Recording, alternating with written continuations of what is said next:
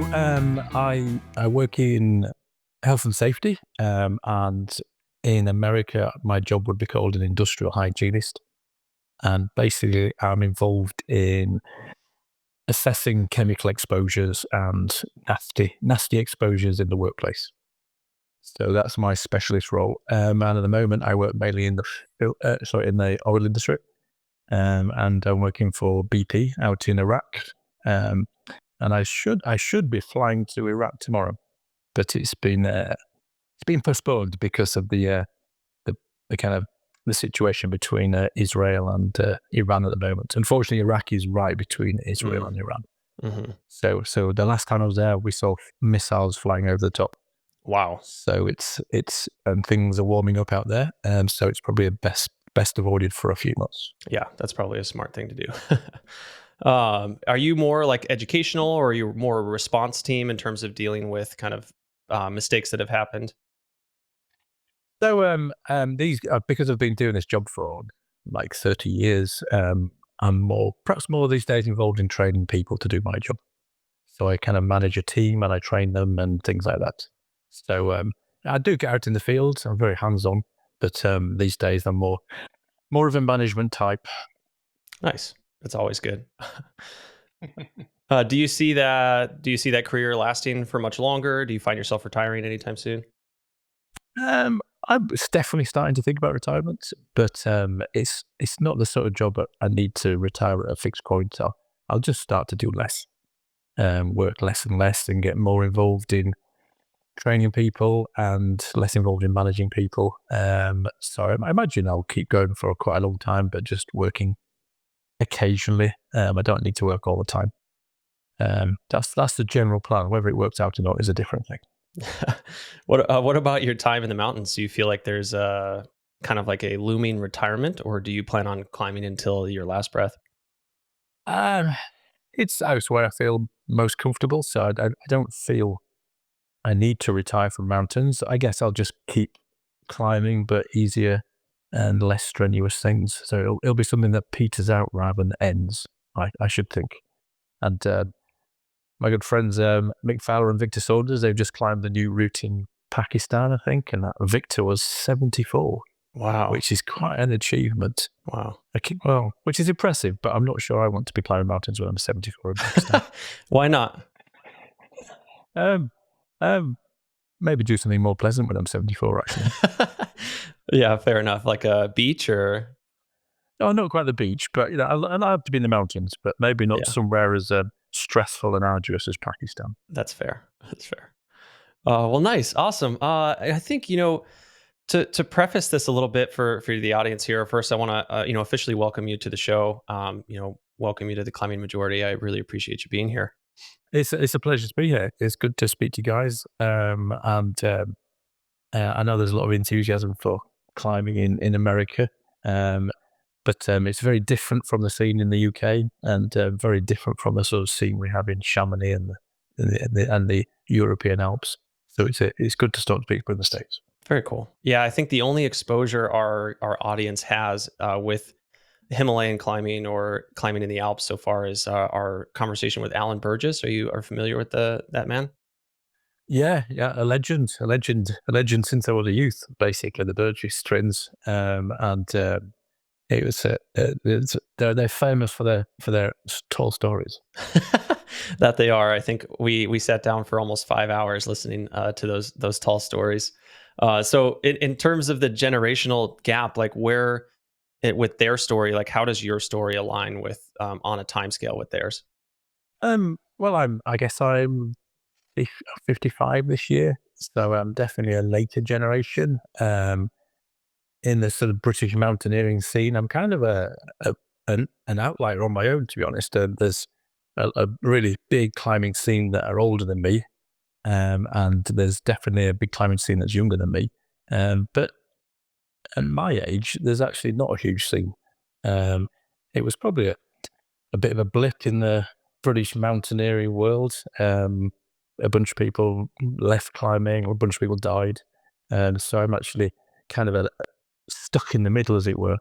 Um, Maybe too old and maybe too young. Interesting. Yeah, I think there's a 20-year gap between your guys' trajectory in the mountains.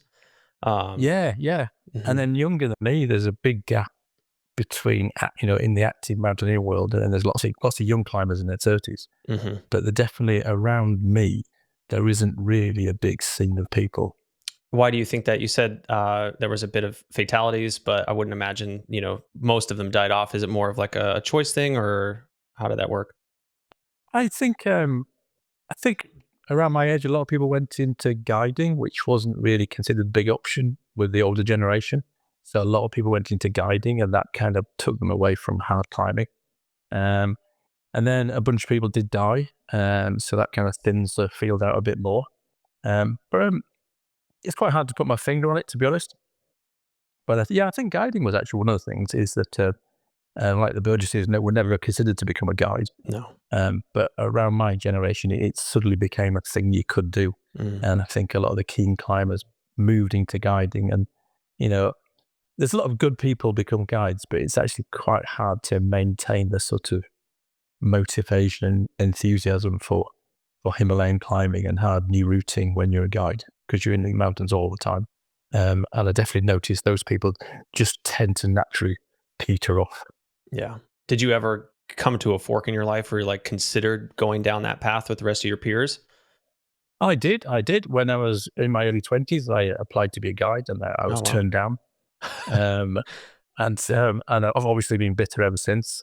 Um, and Yeah, no, but actually, it was a really great thing to happen to me, being turned down by the guides.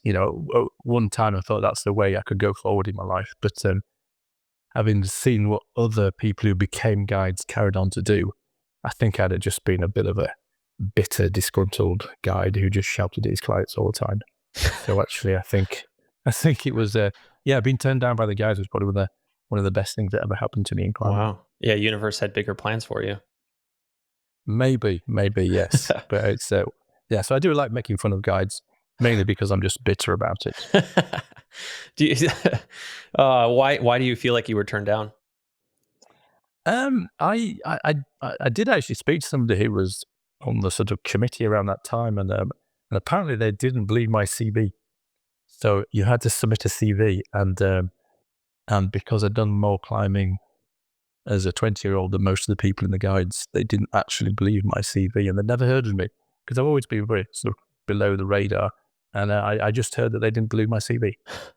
What does the CV stand for? Like, I mean, I know what it is, but what does it stand for? Well, we use the phrase CV, curriculum vitae. Oh, It's a okay. French phrase, but it basically means your description of. It's a phrase that comes from job applications. Ah, So when you list all your experience for a job application, we call it a CV. So a climbing CV is basically a list of all your good routes. interesting. Yeah, and they are like, who is this guy? He's climbing better than all of us. We don't believe him. Yeah, I think there was an element of that, but whether that's true or not, I don't know. That's just what I heard from somebody who was on the sort of the guiding scene at the time. Yeah. Now, do you consider yourself an athlete? No, no, most definitely not. I'm not an athlete. I I go climbing, but I think to be an athlete, you have to train in some way, don't you? Hmm. But I don't do very little formal training. Um, and yeah, and I just don't associate myself with the phrase athlete. It's not something I relate to. Um, something I understand. I only ever use the phrase athlete in jest. Gotcha. So, what word would you describe yourself as a climber? I'm just a climber. Just a climber. That's it. Yeah, I wouldn't describe myself. If I'm being pretentious, I might describe myself as an alpinist, but mainly I would just describe myself as a climber. I'm a climber. That's how I define myself really as a climber. And have you always held a job throughout your entire career and your life? Have you gone stints without a job? When I was younger, I was kind of a climbing bum, I suppose, and so I kind of lived cheaply and climbed, but it's always been self-funded. I've never had any money behind me, so I've always had a job. I've always worked since since I was a teenager, basically, and it was kind of casual to start with, and then now I describe myself as a professional, I suppose. And I sort of decided, and I kind of headed down the career path seriously when I was probably quite late on, maybe about 30. So probably between 20 and 30, I worked very sort of casually, so I could do lots of climbing. But then since 30, I'm being a professional. Yeah, I mean, we've talked a lot about on the show in terms of balancing passions, and there's like a big movement, especially in the younger crowd, to like go to van life, live in your van, climb all the time, and live a life solely dedicated to climbing. But what we find is there's a lot of people that kind of get to this point where they realize that they want other things in their life, right? They have other passions to pursue. And it sounds like that's kind of a decision you made in your 30s. You're like, what were the other things outside of climbing that you wanted in your life that you saw a passion for? So it was. I was thinking about this quite recently. Actually, I did a route with Mick Fowler on a Chinese mountain called Siguniang, which was our first kind of successful ascent together. It was the first time we won a Piolets d'Or, and for me, it was kind of a huge experience. I went from sort of being a heavy everyday climber, and then I had this outing with Mick where we just pushed the boat out so far to what seemed like a ridiculous level. It's like we felt like we went to the edge of what was possible and jumped over with both feet first. And it was a pretty mind blowing experience for me. And we were on the route for 12 days. Lost a huge amount of weight. Climbed really hard, really serious climbing. And I remember getting down off it, and I'd had this kind of most amazing experience of my life. And I realized I was good at it. I realized I could do this. And I realized that, I could become a professional climber. I could get sponsorship deals and all that kind of stuff, become an athlete.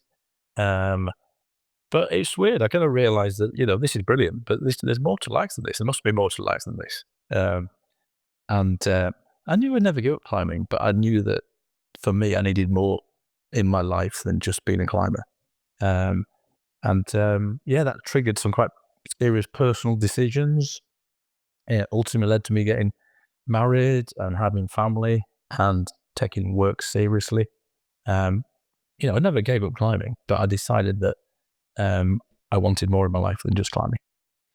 Wow, I think it's funny that such a pinnacle moment in your climbing career was actually the catalyst to sheer focus away from climbing. Why do you think that, like, what about that moment made you turn your gaze somewhere else? Like, I understand the shift, but like, have you dissected why?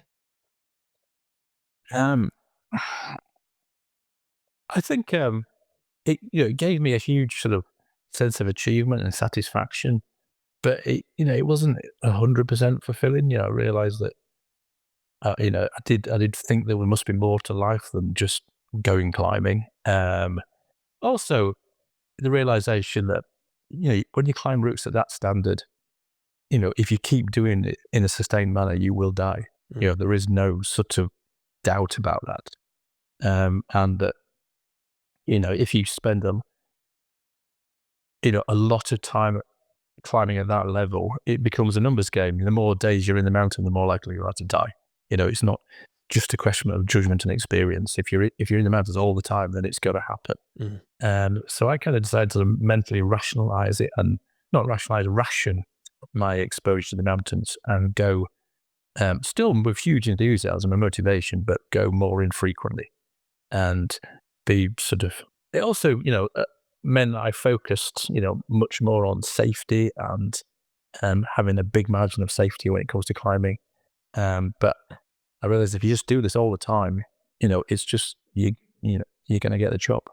Was there a specific moment on that climb that kind of put your mortality kind of in front of your face? Mm, Not a specific moment, but the whole package Mm. was pretty. Basically we had 5 nights hanging in a harness. Yeah. So hanging in a harness is quite serious, serious on a alpine route. I remember we climbed this ice smear, and like I think for the first 2 days, the ice was too thin to put an ice screw in. Yeah, I remember. Yep. So you were just doing massive runouts on thin ice, hanging the whole night. I remember two of us hanging a whole night in a harness on like a single small rock. And so there wasn't a particular moment. I guess there was kind of a moment. I remember near the top, the ice was very steep, and there's like a freestanding pillar of ice that we had to get up. Which when you're over 6,000 meters, nobody climbs pillars of ice in 6,000 meters. And I remember I got up this pillar of ice, and the ice was horrendous. And I got up it, and then when Mick was secondary, the pillar broke off. Oh my God. And you realise that you were pushing things out a long way. Wow. There's no margin there. So there's not like a single moment, but the whole package. I just realised that this is serious stuff. Yeah, for sure. And not only, it's funny, like of all the stuff I've read, it's like mostly about the ascent, but then the descent is like, oh yeah, we just went down the East Ridge and we did 50 abseils on V threads. And like, to me, that's like just as dangerous and like scary as it would be trying to get up the mountain as well. I remember coming down. We came down, and there's quite a lot of V threads, but also it was a very rocky descent. And I remember abseiling down this blank rock face, and I got to a ledge, and at the end of the rope, there were just no cracks, there was no features, there was nothing, and there was this kind of piece of ice on the rock that was maybe a meter diameter blob of ice, but it was only maybe 2 inches thick. Wow. And I realised that was our only option, was to drill a shallow V thread in this kind of piece of ice that was a meter, a yard across. Yeah, and only 2 inches thick. I remember drilling this really shallow V thread, and then both of us were stood on this ledge, and I sort of set off over the edge, and Mick, I remember he unclipped from the anchor because it looked so poor. But then I looked around and said, well, what are you going to do if I disappear with the ropes? And there was no other way off. And I just remember him looking around. He went, good point. And he just clipped back into the anchor. Wow. Because he just knew if it ripped, there was nowhere else for him to go. So he'd rather die with you on the rope than to just die stranded on the ledge? Yeah. Wow. That's a hefty decision to make. That was on the same route in China? Yeah, that was coming down. I was coming down the same road. Wow. Yeah. Wow. Okay. So before we dive too much into these ascents, which I really, really want to get into, I still want to lay a bit of a foundation for, where you came from and how that's led to who you are today. So we've touched on it a little bit, but I want to kind of dive into the details a little bit. So like, as you grew up, like, were your parents into mountaineering? Like, how was your childhood like? And like, when did you first find climbing? Were you climbing like the Gritstone cliffs that, I've heard about out there? Like, talk to us a little bit about that process. Oh, my parents were not climbers or mountain people, but I had an uncle, my Uncle Peter, who was a climber.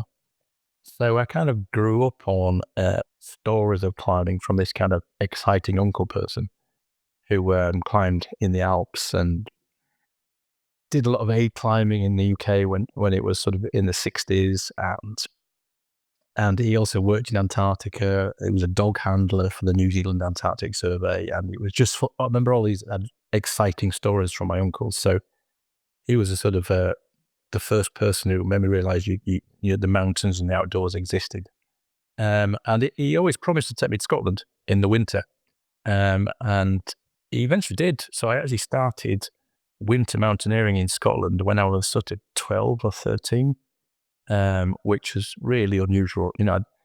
I didn't rock climb at all when I was younger. So I was actually quite an experienced winter climber before I ever even owned a pair of rock boots. So I started going up with my uncle and his friend Dawn, and we went to places like Glencoe, and I just basically learned to winter climb as a teenager.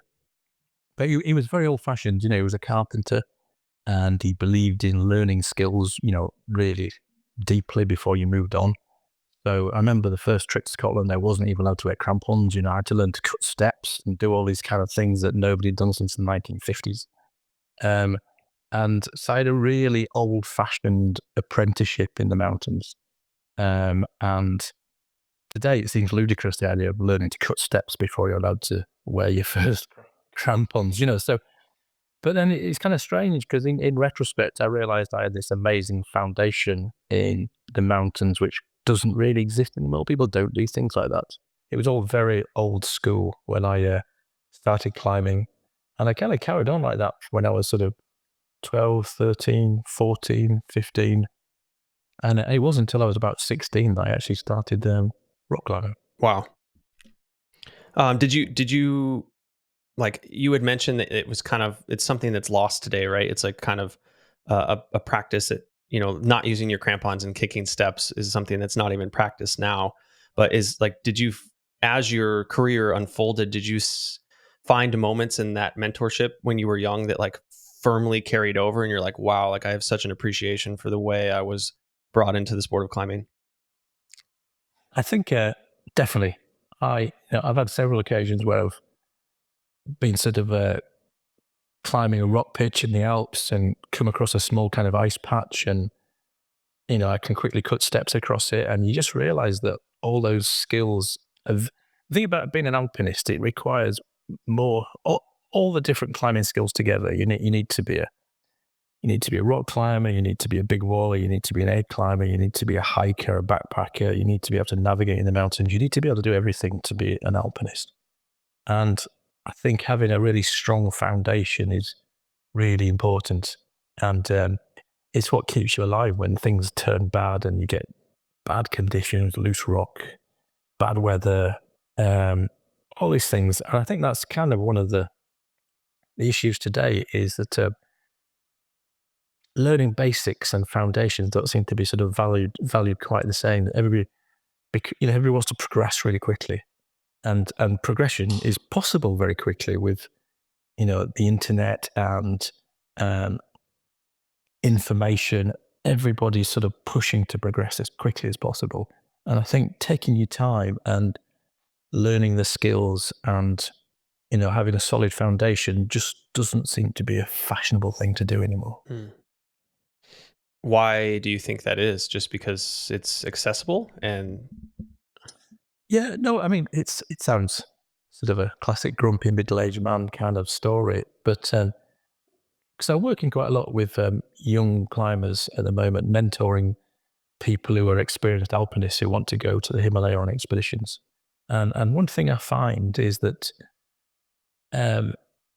people have a huge amount of experience at a young age, because what happens is they hear view through various social media channels that a particular climber is in good condition, and they go and climb this route, and then they hear another route's in condition and they go and climb that route.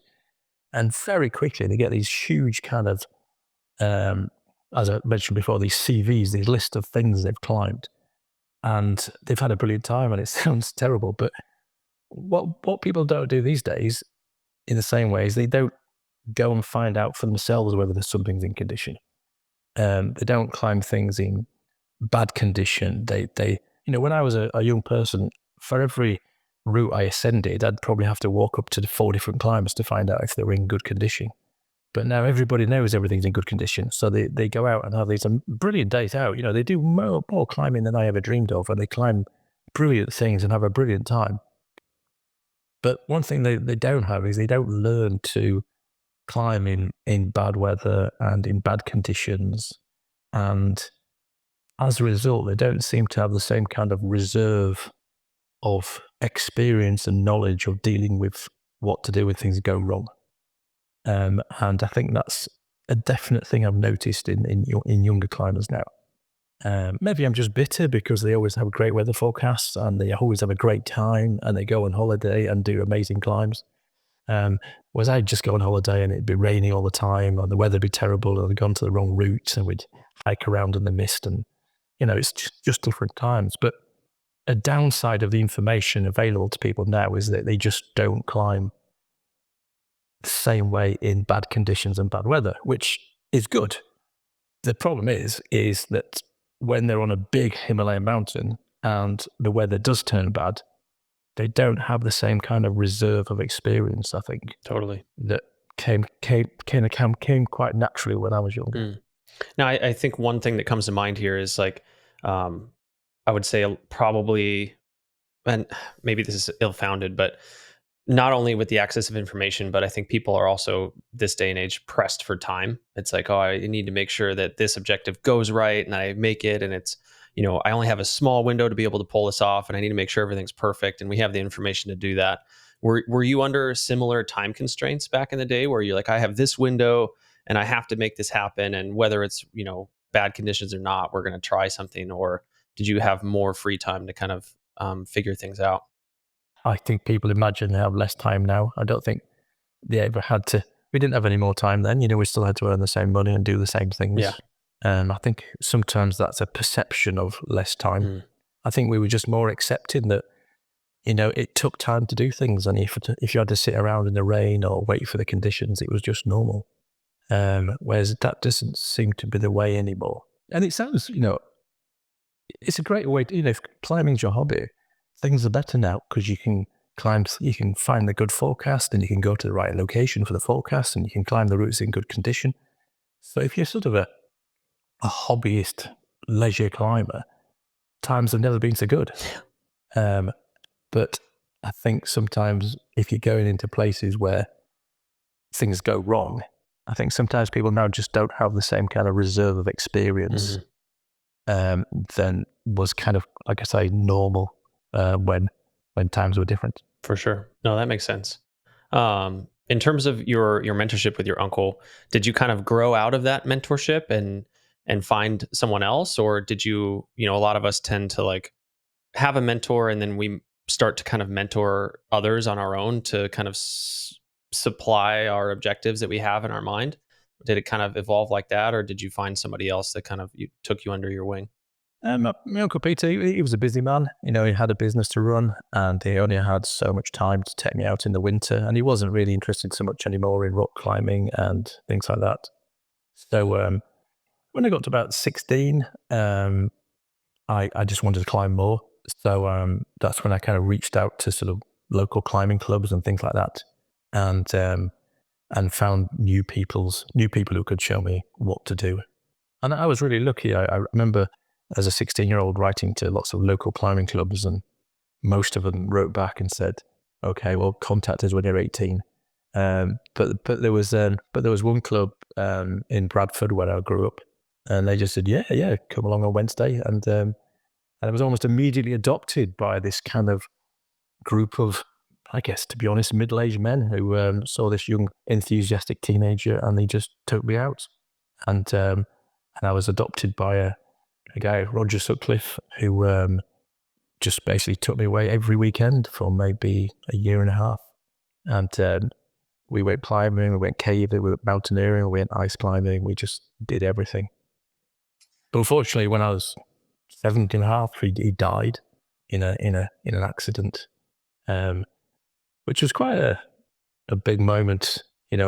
People die climbing and it's one of those things that happen, but for it to happen at such a young age for me was quite a pivotal point in my climbing career. I realized that, this is actually a serious game and it has serious consequences.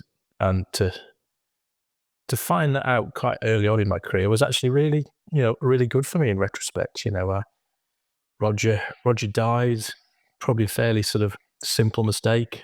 Sort of thing that where he was just trying to save time and not doing things as he should have done, and then he died. And then, but then I feel like I learned from his mistake in many ways, and I have to think that when I'm about to take a shortcut or do something the easy way or something that's a bit too conveniently, I think about, well, actually, Roger did this and he died.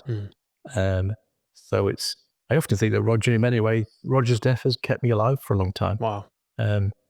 Just been, realizing so young that things can go wrong very quickly. It's a lesson that a lot of us have to learn the hard way. It's interesting, and I get it where you see that as kind of a weird blessing in a way where you've learned that lesson, unfortunately, at the cost of your mentor. For like people who are getting into climbing, maybe alpinism, I guess it doesn't really matter. The sport of climbing is dangerous in its own right. Like how would you advise people to learn that lesson without necessarily having someone close to them die, or they themselves get traumatically injured? Like is there a way to really drive that point home and drive the severity of how dangerous things can be without having to actually lose something?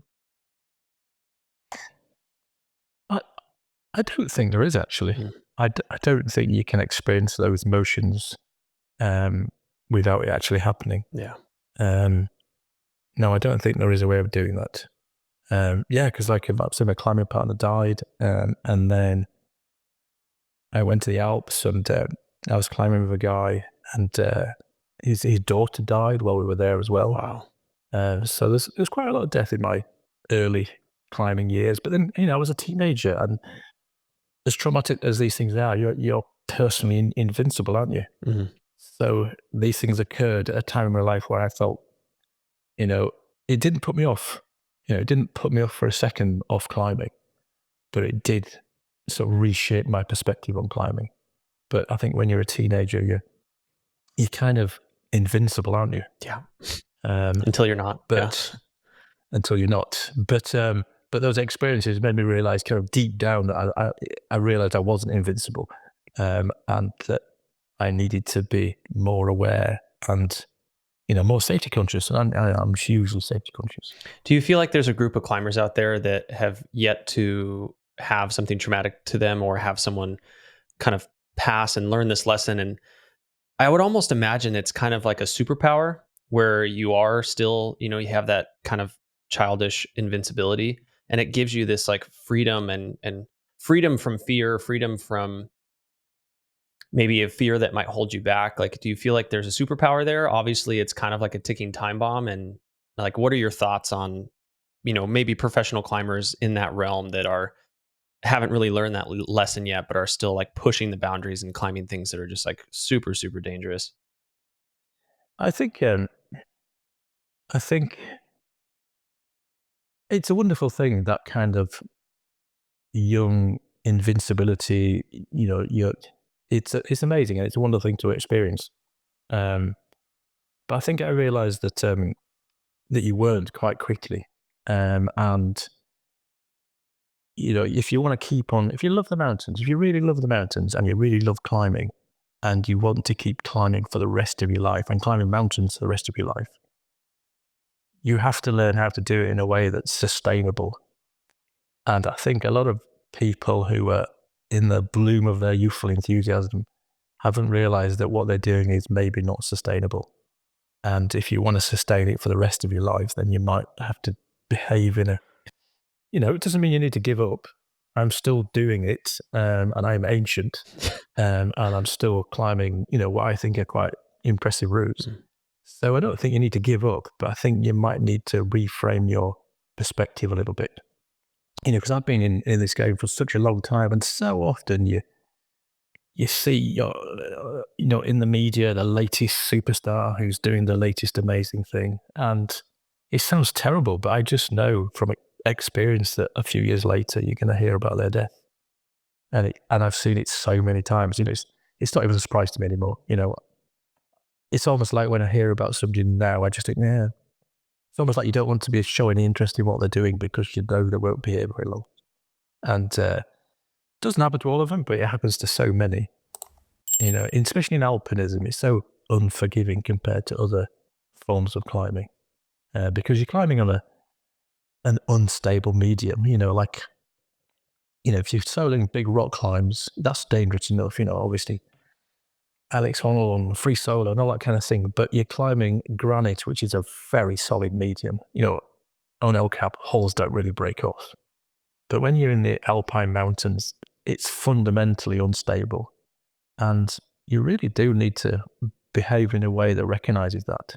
And a lot of people just don't. And a lot of people become victims of the mountains. And would you say, and obviously this is generalization, but would you say that a lot of the deaths that occur in the sport of alpinism is due to a unhealthy relationship with risk management, or is most of it just unluck, like being unlucky? I think I look at people climbing mountains and I just sometimes I look at people and say, why did they do that route? Their perceptions of risk seem to be so far away from mine. I think some people's risk management is really poor. And often it's due to a lack of personal experience of things going wrong. And, it sounds terrible. Luckily, I had a lot of bad experiences very early on. And that's framed my view of what is risk in a different way. So, I'm not, despite it's made, and I work in health and safety all the time, and risk assessment is what I do as a job. But I think a lot of mountaineers are not very good at risk assessment. I don't know. I don't totally know why. Would you say a lot of the risk assessment is in choosing the objective and the conditions in the first place in the preparation stage, or is it just a continual thing throughout the entire objective where you're always assessing the risk and each decision matters? It's all of the above. It's for me, choosing objectives is massively important. Choosing things that are objectively safe. And, I understand mountains are dangerous places, but I always climb. If you look at all the routes I've climbed over the years, nearly all of them, most of them look quite similar, and they all have certain features. So I would always choose to climb a sort of a buttress line, so that loose material falls off to the sides and not down the crest. I climb harder routes because harder routes are safer than easy routes. I avoid snow slopes like the plague, and avalanches I avoid, seracs I avoid. But if you climb hard, steep routes, then most of the material that falls off will fall away from you. If you climb crests of buttresses, things fall to the side. If you look for the rock types, or you want something as solid and granity as possible. So I have a kind of a formula of my ideal route. And if you look at all the climbs I've done over the years, most of them are very similar to that. And I just know it's the safest kind of mountain environment to be in. Yeah, I was reading, it said that most of your ascents are all the northwest buttress or the north buttress. Yes. Yeah. So you want it to be nicely. You want a steep buttress, north facing, so it's all frozen together. And and no snow slopes, no seracs. It's kind of my list of requirements. But full pitch of verglass, unprotected climbing is still par for the course. That's good fun, isn't it? In terms of your progression into high alpine, so you started Scottish mountaineering with your uncle. You found rock climbing. I'm assuming the next progression is into the Alps. Yeah. So when I was 17, I hitchhiked out to Chamonix, which is quite a story in itself, isn't it, hitchhiking? Let's dive into it. Yeah. No, it was an amazing journey. It took me 5 days. I couldn't speak a word of French. I got involved in all sorts of chaos. I got involved in a murder at one point. Oh my God. It's quite. Yeah. First night in France, somebody was murdered where I was. Did you see it happen, or were you just in the same building? Or no, I was bivouacked in their garden. It's quite a long story actually, but I got a lift and to this village in France, and the person was staying in a hotel, and they said, if you come back in the morning, I'll give you a lift the following day. So I just walked through this village and found a cluster of trees, and which was at the bottom of somebody's garden. And I climbed over the fence and got into my bivy bag and went to sleep. And then there was this huge argument in the house, and there was shouting and screaming that got louder and louder. And then there's this big scream, and then there was a big bang, and a gun went off, and it turned out that this woman had shot her husband, and then the police turned up, and there was like flashing blue lights everywhere, and I was just in my sleeping bag at the bottom of the garden. Oh my gosh. And yeah. So that was my first night in France. Wow. My dad was right. When I set off, my dad says to me, "Watch out for the French," and he was correct. Because Susie got murdered the first day in France. Wow. Yeah. Did you just hide in the garden while the cops came, or did they find you? Yeah. Or No, I was hiding behind a bush at Yeah, the I bottom would of the just be garden for the like whole thing. sleeping through the whole thing. Yeah, and I remember as soon as the police went, I kind of ran back to where the car was, and I slept next to the car. I remember the woman came out of the hotel in the morning and said, "Oh, I had a wonderful night's sleep," and I was going, "Let's get out of here quick." Wow. Yeah, but yeah, so I eventually got to Chamonix though, and it was amazing getting to Chamonix because I was one of those kids who read all the climbing books as a teenager, and I knew all about Chamonix before I arrived there, and it was amazing. I turned up at this place, and I knew the name of all the mountains and all the routes, and it was a bit like kind of finding my kind of new home, basically. So I definitely discovered myself as a teenager in Chamonix. And then when I got onto the mountains, I realized it was a type of climbing that I could do really well. I could, I might not be a really good climber, but I can climb quickly and I can climb efficiently and I can climb loose rock. And that's the kind of skills that you need in that kind of environment. And it was alpine climbing just it felt like home to me. Mm. What specifically about, like, I guess, like, what is specifically about alpine climbing kind of swept you off your feet? And was there like a specific moment up in the Alps where you were like, wow, like this is what I'm going to be doing for the rest of my life? Like this is, where you just became infatuated with it. No, no, I knew I was an alpinist before I went. It was a strange thing. I just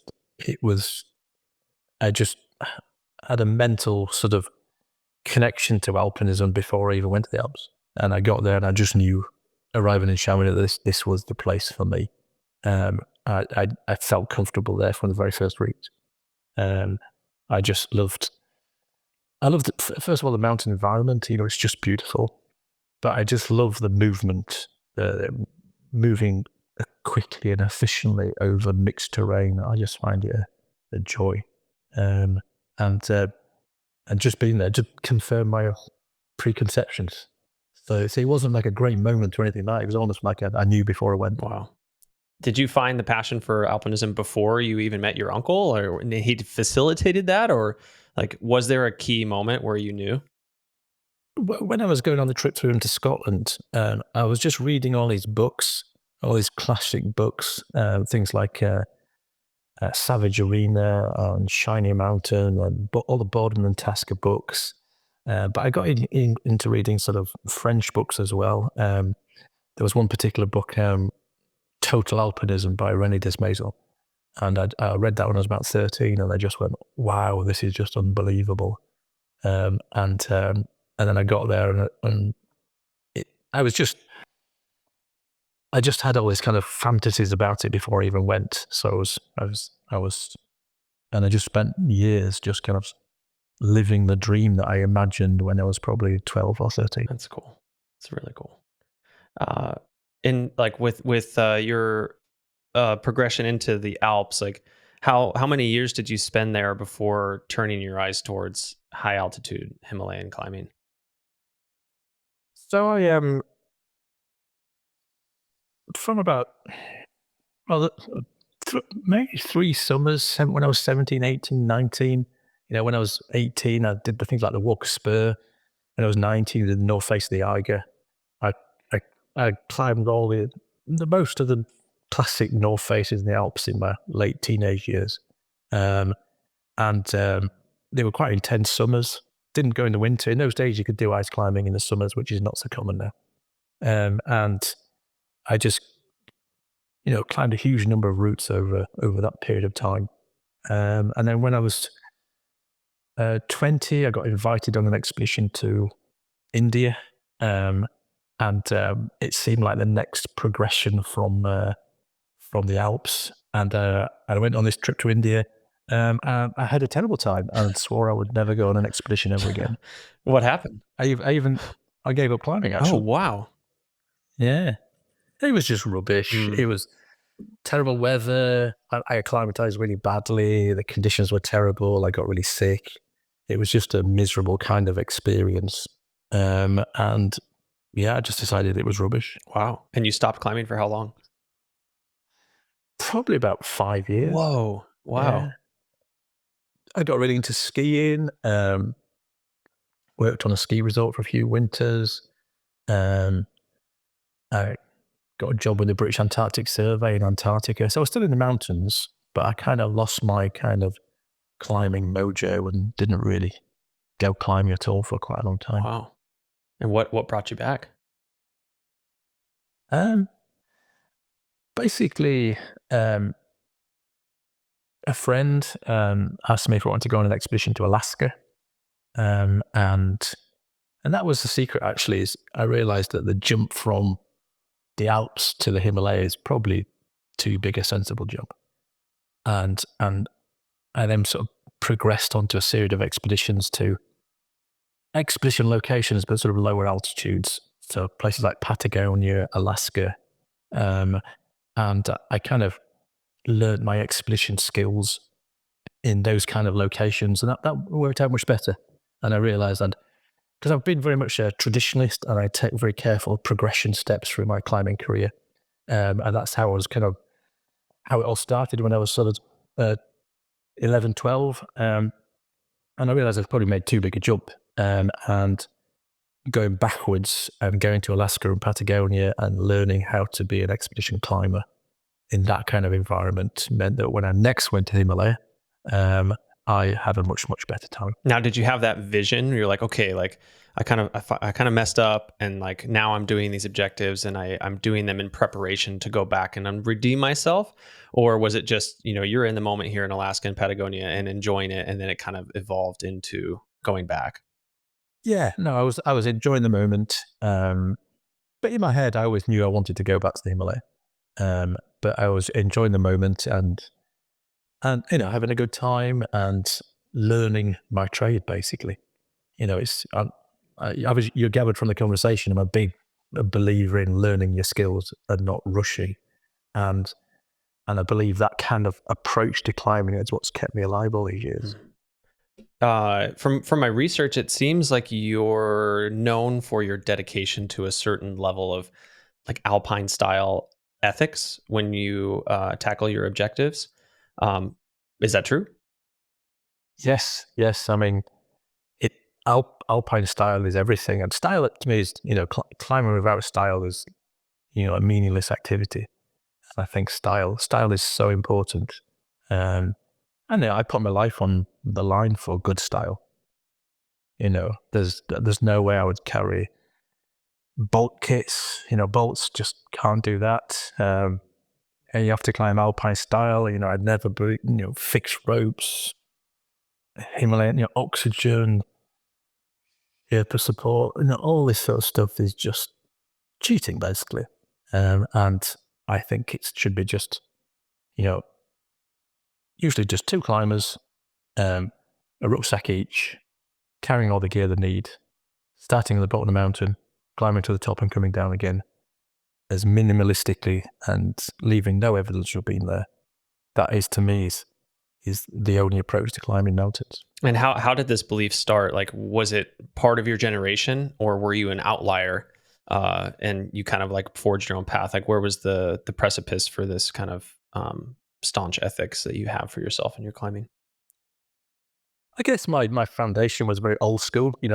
My approach to climbing is kind of older than me, if that makes sense. My foundations were before my time, and so I am pretty old fashioned in my approach to things. And yeah, and there's not for a long time there weren't many people climbing in that kind of style. Me and Mick were going on expeditions, and there wasn't many other people climbing like that. At the same time, you were getting sort of, Russian mountaineers siege climbing big routes and climbing in massive teams and capsule climbing and putting in loads of bolts. So we were kind of outliers in some way. But, I think climbing in that style is easier when you're from somewhere like the UK, where, ethics is just ingrained into us right from the start when we go climbing. Mm.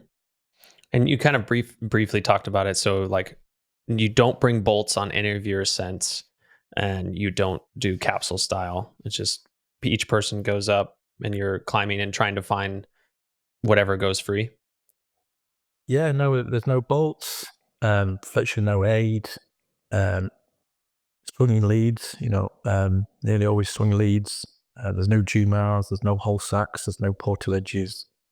I'm not anti sort of big walling and capsule style, but to me, it's not alpinism, and it's just too much faff. I like the simplicity of a team of two just moving simply, efficiently over terrain. And as soon as you start kind of getting involved with portaledges and things, it all becomes a burden. Would you say that your style, the alpine style, is more risky, or would you argue that a capsule style was both laborious and kind of adds more risk because of the amount of time it takes? No, there's alpinism is ultimately the riskiest form of climbing, I should think, apart from solo alpinism. As soon as you start taking bulk kits, as soon as you start taking a portaledge, nearly everybody who takes a portaledge will take a bulk kit. And as soon as you take a bulk kit, then anything is possible. You can hammer the mountain into submission. If you've got the energy, you will get to the top. And that kind of guaranteed outcome climbing is just, it's not for me. What have you gotten yourself into a situation where you've had to bail, like super high up on a mountain, and how do you manage getting down without kind of the backup of a bolt kit? I've descended so many mountains, and not even facing of climbing, just be forced by a storm to descend a face you've never seen before, and it's happened so many times. You start to learn you can get down mountains if you want to. But sometimes it does get quite difficult, especially if you do a very sort of mixed climb or a rocky climb where there's no ice for a Bolokov or V-thread anchors. In that situation, then you need to descend with the rack you have and that sort of limited size. So you do find yourself on some routes realizing, high on the face that you can no longer get down because your rack is too small to get down the mountain. If there's ice, you can put V-threads in forever. But when you're on kind of mixed rocky ground, you can get to a point where your only way off the route is to go over the top. Yeah. The story that comes to mind is the infamous descent on Laytok that they did, and I think they did, was it 60 single nut rappels down the face of that wall? Have you heard of that story? Yeah. I've left a lot of racks behind. Yeah. And is all that self-funded, or do you kind of like, are you supported by a group or somebody that kind of helps offset those costs? I am self-funded, but we're very lucky in the UK. We have the best expedition funding in the world. It's not from companies or from anything like that. There are various sort of organizations, most notably the Mount Everest Foundation, and we can get quite good funding for exploratory expedition climbing, better than anybody in Europe or the States, for example. It was outstanding, to be honest. When the Brits climbed Everest in '53, the money raised from the book they wrote and the film they made, rather than spending the money, they put it into an investment fund. And since the '50s, they've just been giving away the profits of their investment to expedition climbers. Wow, that's really cool. And I'm actually now on the committee that gives out the money. Oh, wow. And every year we give away over £100,000. Wow. Every single year. And do people come to you with their vision for what they want to accomplish, and you guys are kind of weighing the options, or do you kind of go out and seek them on your own? No, people come to us with their proposals, and there's a number of applications every year. Well, there's lots of applications every year, and it's great because it's very based on promoting good ethics. So you have to really climb alpine style. It has to be a new route. It has to be exploration. You can't take a bulk kit. There's lots of things built into it to promote good style in the mountains. Very cool. Yeah, I don't think anything like that exists in the States, at least to my knowledge. I mean, the American Alpine Club give away some money each year, but But yeah, considering the size of the states and the amount of wealth they have, the amount of funding you guys have is pathetic, to be honest, compared to the UK. Yeah, I would agree. But yeah, I think that I don't know. I mean, alpinism, at least to my knowledge, is so ingrained into like European culture, and I feel like it's just not the same in America. It's still kind of this new sport that we've kind of developed as a society, and I'm not sure if like it's as ingrained as it is. Yeah, I think in the UK, alpinism is not as ingrained as say in Europe, in France and Switzerland, but we just have this long tradition, maybe going back to the sort of British Empire, of going on exploratory expeditions. You know, if we go back hundreds of years, there's always somebody going to darkest Africa or trying to find a way into Tibet, or it's just something that's always kind of happened in the UK. And I think that tradition of exploration sort of still exists, obviously in a romantic form, because you can't really explore anymore with satellite satellite imagery. But that kind of idea of going on an expedition is a big thing in the UK, and it's as a result, it's well funded. Yeah. In regards to your time in the Himalayan and kind of these more hostile, I would say, environments, have you ever run into any, stories like Tommy Codwell with like running into terrorist groups or any very dangerous situations with local population or anything in these mountains that you've been in? No, no, never.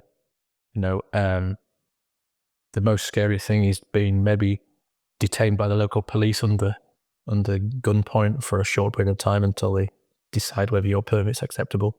But I've never had any problem with locals. Do you feel like that's kind of part of the risk assessment and the planning that you've done, or just not going into the areas that are highly contested? No, I'm in them all the time. You know, the thing about mountains is they're always on borders. So mountains are always contested areas, to be honest. So I spend a lot of time in kind of what you describe as dubious locations, but I've never had really any problems. Even when we were kidnapped by the Maoist revolutionaries in Nepal, they were very friendly. And as soon as we made a small donation to the revolution, they let us go. Wow, interesting. Which is quite good because they gave me a receipt, and I've got a receipt for $25 from the Maoist revolution, and come the revolution, I can refund it. That's all. You only had to donate $25. That was Wow, it. the Yes. price of freedom. Yeah, but I've got my receipt, and it's on the wall because it's worth more than the $25. I think. Absolutely, yeah. You should keep that forever. Oh, well, awesome. I think that's a really great place to kind of steer this into more of like a storytelling chapter in terms of your five Piolets d'Or. I'm probably gonna slaughter that this entire time, so I apologize. But I mean, we talked about it briefly, which was your first one, which is in China. Um, I think before we like go into these, I've got a couple questions about just like choosing these routes in general. Actually, let's talk about the award first. So the award itself, what are you've won it 5 times, is that correct? That's correct. Yes. What are your thoughts surrounding the award in general, and have you sought it out in any way when you choose your objectives? So sort it out. No. So it's something that's evolved over time. Um, it was very much a French invention, to sort of recognize great achievements in the mountains. And being a French invention, it was nearly always won by French people. And I think we were the first Brits to win it back in 2002. I can't remember. And it was a kind of a bit of a mad experience. You know, we didn't realize what we'd won. We didn't realize the significance of it. It was a massive sort of jamboree, and it was a bit of a crazy thing to be involved in.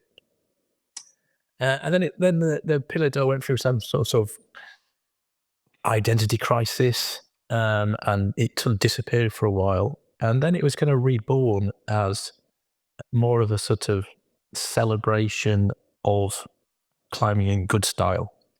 And now it's very much designed to promote climbing in the best possible style, which is something I'm a big fan of, you see. So actually, my first sort of Piolets doors were kind of a crazy sort of publicity mad event that I didn't really enjoy. But now I'm a huge supporter of it because it's about promoting climbing in the best possible style. And it promotes the sort of climbing that I think is the best way to climb. And, you know, maybe in the UK where ethics is massively important, we don't need something like that. But in a lot of countries where ethics are not as strong, and historically they've climbed in some quite poor styles, I think this award has really helped promote climbing in better style. So it's something I've become quite a strong supporter of, not just because I've won loads of them, but because it is really promoting what I would like to promote. And yeah, so yeah, first one I got, I thought was mad and bonkers, and I would never get involved in it again. And then years later, I'm quite a big supporter of it because the charter, there's a charter of the Piolets d'Or which states exactly what they're trying to promote, and I agree 100% with it. It's all about recognizing the mountains and having respect for the mountains and climbing in the best possible style. Do you know how they choose the award and how they choose the recipients of the award? Yes, so they have a committee of judges who's different every year, and there's usually about 6 people who are, you know, usually well-known mountaineers from around the world. I've been on the panel. Oh, wow. That was my next question. Yeah, I've been on the panel Very cool. on a year when I wasn't And anywhere else you climbing. won that year. Big surprise. Yeah. Yeah, no, I didn't. No, I know. It's a joke. No, but yeah, no, yeah. Yeah, so I've been on the panel, and it's quite a rigorous process. You know, you're discussing with people from all around the world. You know, when I was on the panel, included people from Germany and Italy and Japan and America. You know, and it was really quite a heated debate on discussing who climbed not the best objectives, but in the best style. So it's primarily about the style of the objective.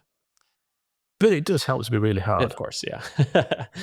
But style is really important, and if the style is not good, then, you know, for example, when I was on the panel, there was one expedition where they climbed an amazing route, and they climbed the route in good style, but they got lifted off by helicopter, and that basically was discounted as you know, a contender. So you, in reference to style, I think that, you know, when you aren't using bolts, you're forced to follow the weaknesses of the rock. Is there something unethical about having a vision for a blank face and using bolts to establish a route up that particular section of the mountain? I think if you're forcing an unnatural line of a blank section, you're imposing your will on the mountain. You're not doing what the mountain's allowing you to do. You're imposing your will. So it means that you're more important than the mountain. And I think that kind of climbing blank bits at all cost is just wrong. You know, you're not there to impose your will on the mountain. You're there to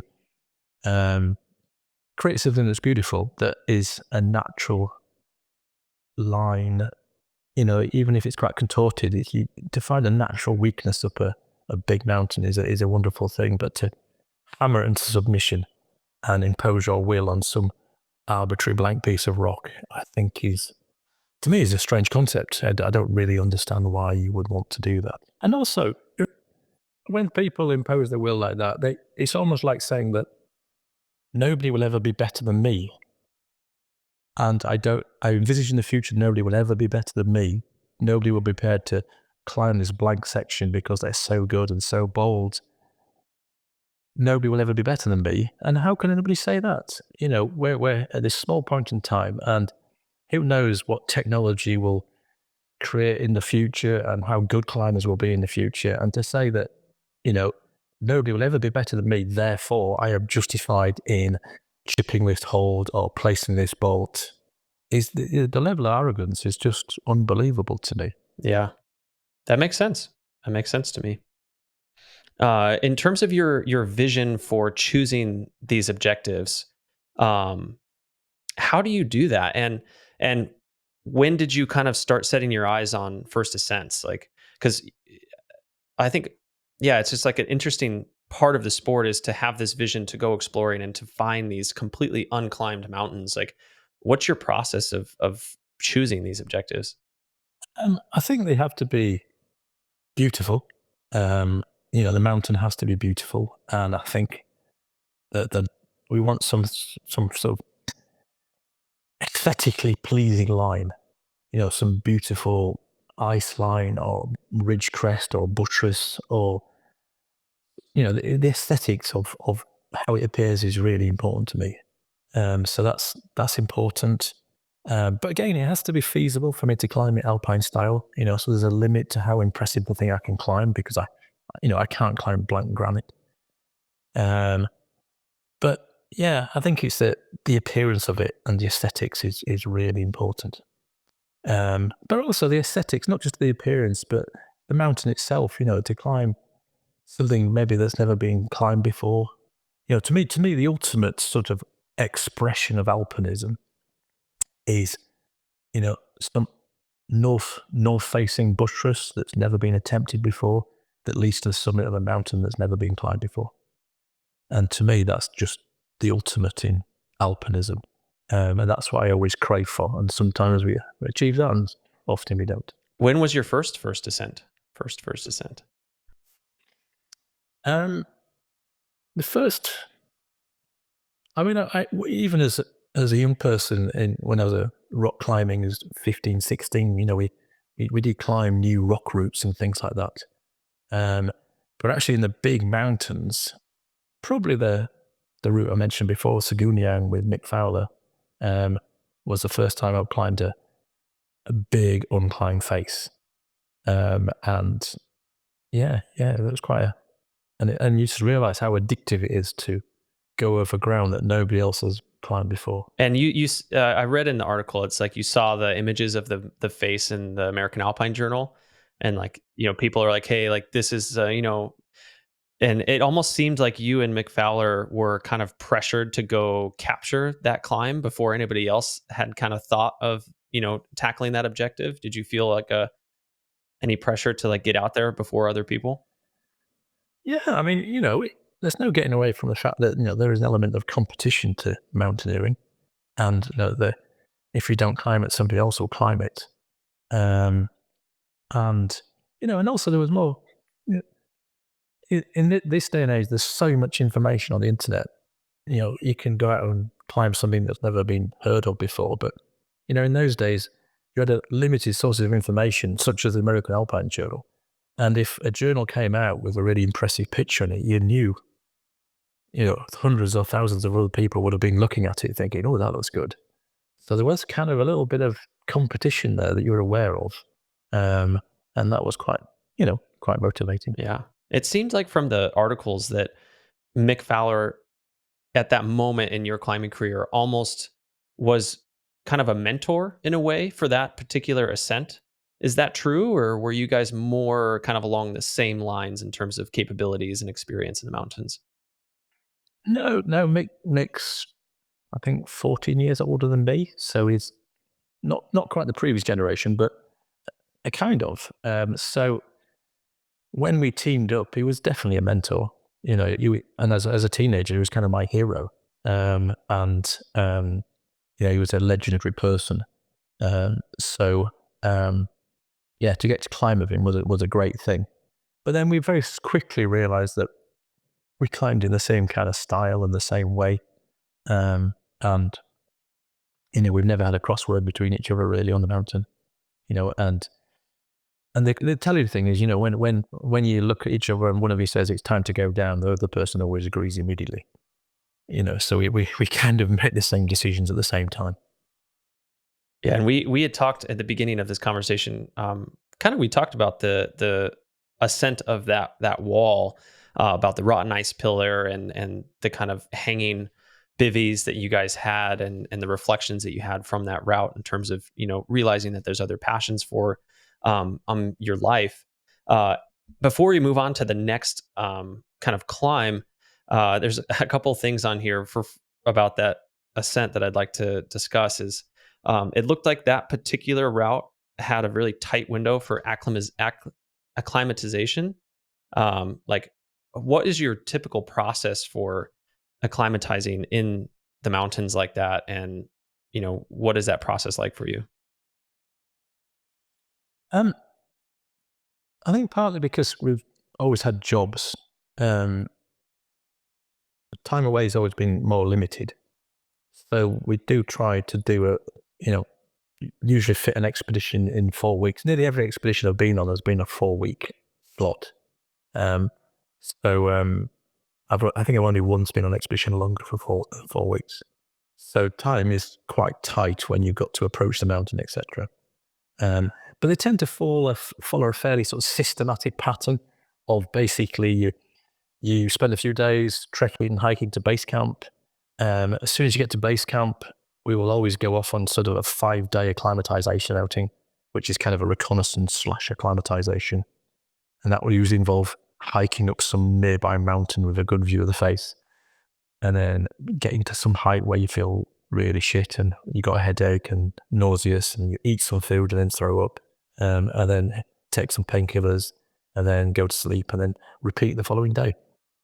So it's completely miserable acclimatization. And yeah, you wonder why on earth you're doing this. But usually after about 5 days, you head back down to base camp, nearly always have one day off to eat as much food as possible, and then set off for the route the following day. And then most routes take about 8 days or something like that. And then you get back to base camp and go home. So it's really funny. You go on these expeditions and nearly always I only spend about 4 days in base camp, and that's it. You're either acclimatizing or on the route or traveling. So we're quite driven.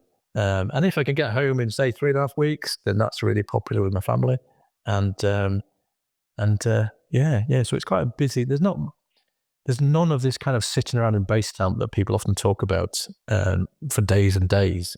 It's normal to be just never in base camp. Now, the only situation where you would be essentially stuck there was due to bad weather, right? Or are you going up there regardless? Yeah, I think like acclimatization, you carry on regardless. On the climb, I've never set off in bad weather, but as long as the day you set off has been okay, then that's all right. I mean, the thing is, you you've got to go on a mountain for like 7-8 days, something like that. So there will be storms, and you're mentally prepared for a storm, and you're expecting storms. So it's just part of the process. And I think, that's why I never use weather forecasts ever on expeditions. I think weather forecasts just, you're always sitting around waiting for this apparent improvement in the weather. Whereas if you just make your own decisions and get on with it, it seems to be much more effective and you're more successful that way. So I believe in looking at the hills, looking at the sky and not asking for weather forecasts. Kind of frozen by information almost. Yes. And also, climbing in bad weather, it's not that bad really. And it's also part of the British climbing scene.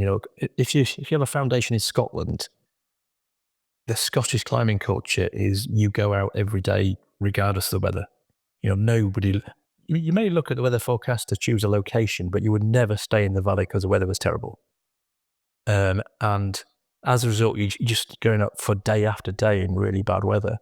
And people with that kind of Scottish background, you just have a different appreciation of bad weather, and you have a ability to deal with stormy conditions. And I think that's one of the reasons why Brits are fairly successful on big mountains. Is if you're sort of a classic Chamonix climber, you would only ever climb in brilliant weather, and you have no experience at all. I think it's probably the same in North America. People don't go out in bad weather; they wait for the good weather because there's so much good weather around. Mm-hmm. Whereas in Scotland, if you waited for the good weather, it'd take years before you went. I think I climbed in Scotland for about 5 years before I had the sunny day. Wow. Wow. And there's a sense of familiarity with that, right? Like, I mean, that's part of it is it's like you said, the experience of knowing how to climb, but it's also a matter of just not letting it cause panic or fear and like cause to, you know, cloud your judgment and when making decisions in bad weather or bailing too soon or, yeah, just making mistakes. How do you deal with like, I mean, these are big objectives with huge unknowns. You know, sometimes the unknown can be fearful within itself. Like, how do you manage fear and how do you manage like the jitters that you experience or might not experience before like a big objective like that, particularly like the day before?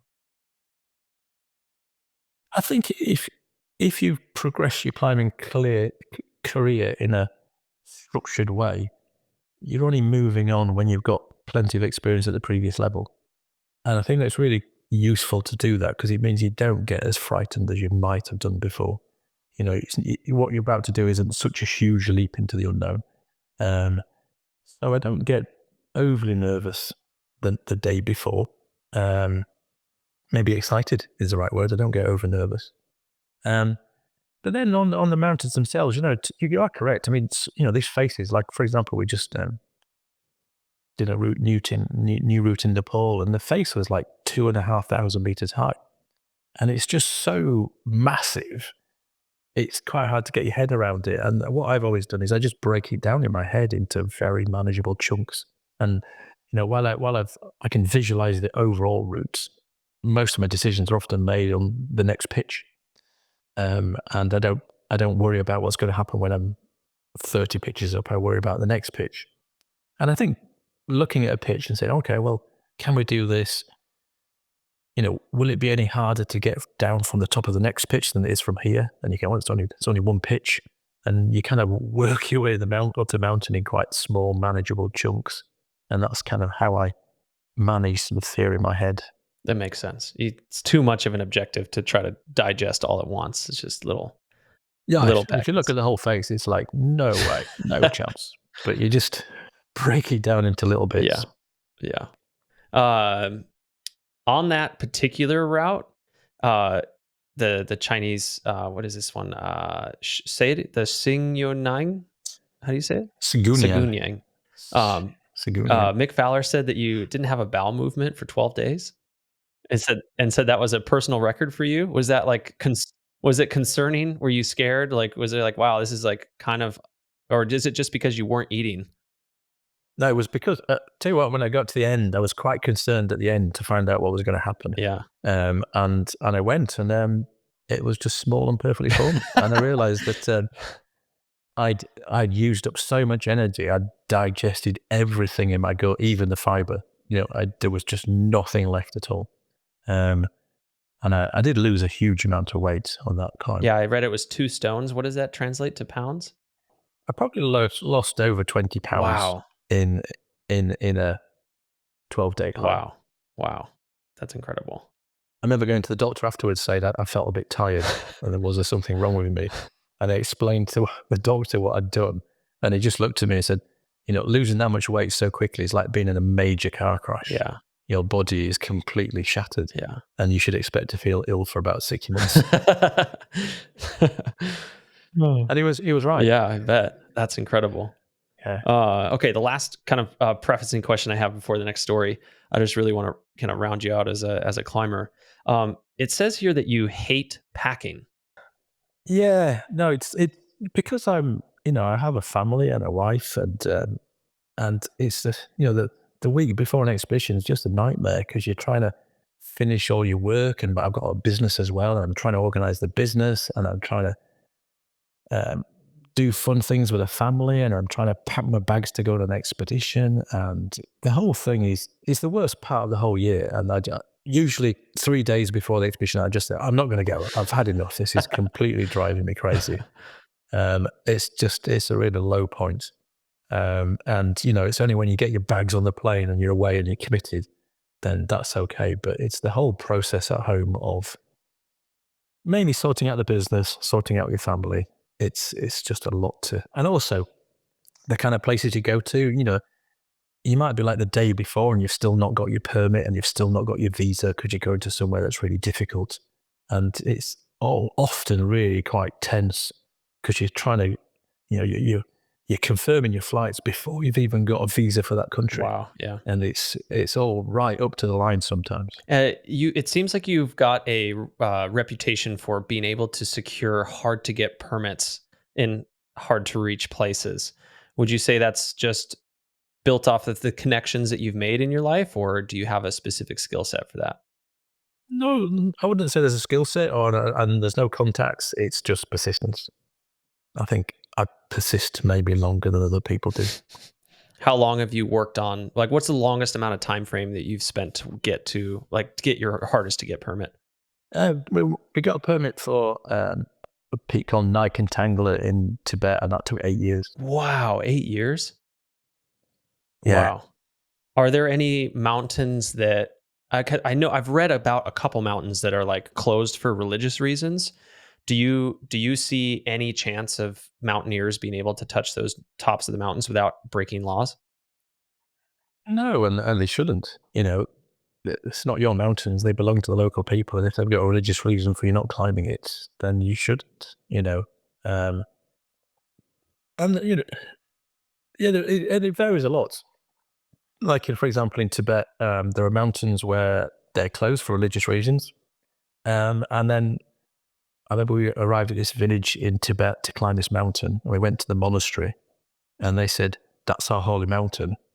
And we went, "Oh, shit." And then they said, "Yeah, I hope you climb it because we want to know what's on top." So you don't really know about things like that. But then there are mountains that are just closed for political reasons, and there's whole areas of Tibet. At the moment, for example, you can't really go to Tibet you can climb it, for example, Everest in Tibet, but to actually go to proper unclimbed Tibetan peaks is almost impossible at the moment. So there's huge parts of the world. For what reasons specific, like danger or like prosecution?